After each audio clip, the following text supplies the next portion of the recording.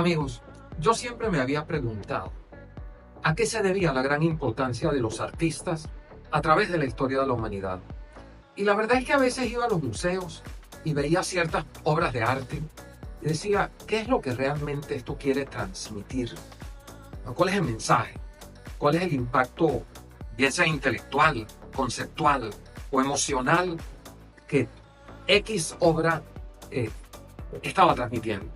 Y la verdad es que fui a muchos museos, desde el Museo del Prado en España hasta el Louvre en París, y nunca comprendí la importancia verdadera del artista, dejando de lado que los artistas hayan tenido una gran capacidad para plasmar imágenes, dejando eso de lado, poniendo de lado que si se quiere algunas personas son virtuosas, teniendo la capacidad para representar imágenes de muchas maneras, de forma abstracta, el llamado cubismo, el arte realista, surrealista. Ciertamente todo eso está allí. Pero a veces cuando yo iba a los museos, decía, bueno, la verdad es que no entendí bien cuál es el mensaje que tal o cual artista quiso transmitir. Hasta que llegué al Vaticano.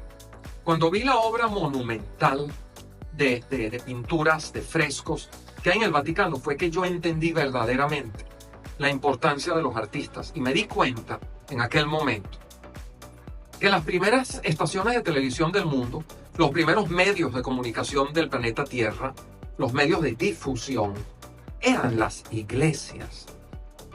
Y los artistas eran los comunicadores sociales.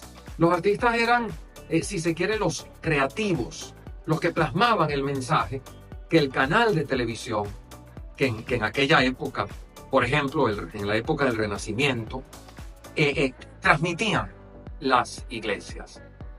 Los artistas son las personas que gracias a ellos las iglesias podían dar el mensaje jerárquico de dominación.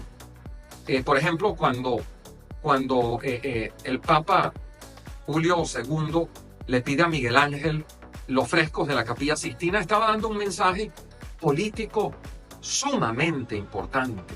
El mensaje era el mensaje de la creación.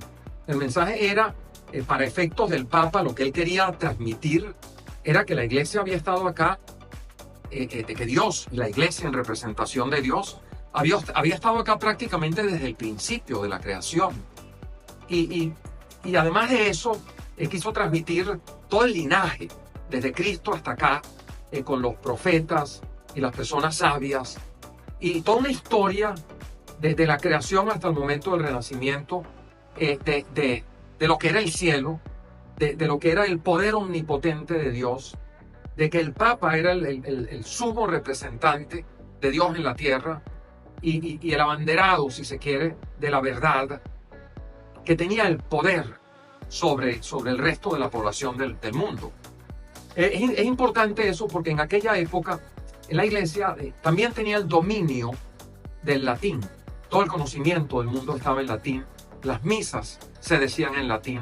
Los feligreses, que eran los súbditos del Papa, de Dios, pero a través del Papa en la tierra, eran analfabetas.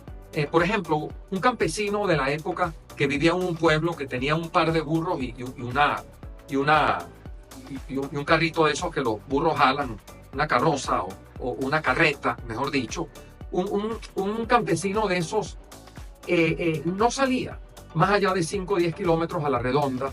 En las noches se escondía en la casa, se metía en la casa por el temor a los fantasmas y a los demonios y a los dragones que aparecían en las noches.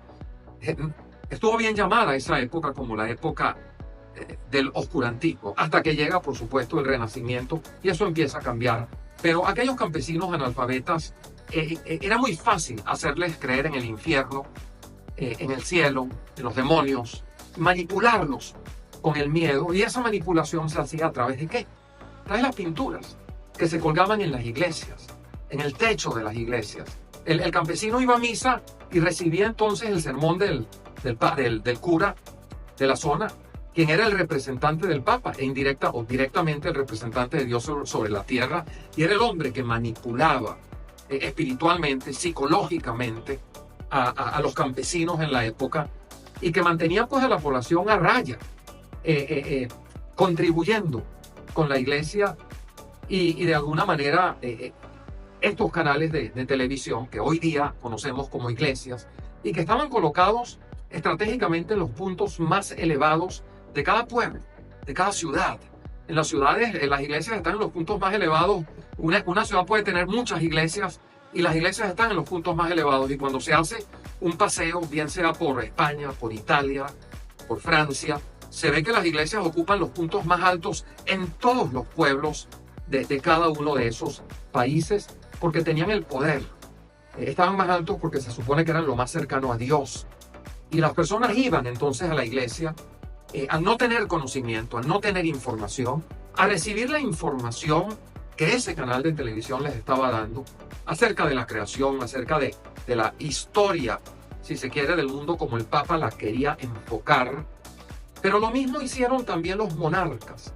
Monarcas como Luis XIV, que era el Rey Sol, en el gran palacio que construyó en Versalles, tiene una cantidad monumental de frescos y pinturas que hablan de sus batallas, que hablan de la gloria de Francia, que hablan del poder legítimo según de la monarquía y absoluto y total.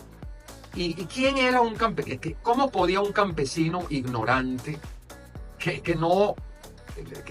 tenía muy poco conocimiento de la vida más allá de la agricultura y del campo y de lo que él hacía? ¿Cómo podía ese campesino objetar un conocimiento que se supone que venía de la divina creación hacia abajo, a través del Papa y a través de los reyes? No había manera de que lo hiciera. Ratifico, en aquella época el conocimiento lo tenían los curas, los sacerdotes. Estaba en latín. Las misas eran en latín, que era el idioma de Dios, el idioma que hablaban los mensajeros de Dios y que el pueblo no comprendía. Y eso hacía que fuera para el pueblo algo críptico, algo criptográfico, algo prácticamente imposible de conocer. Estaba más allá de él. Y solamente los representantes de Cristo tenían acceso a ese conocimiento y por esa razón tuvieron durante mucho tiempo el control sobre la vida, la muerte, el poder y el desarrollo de la humanidad. Hasta la próxima.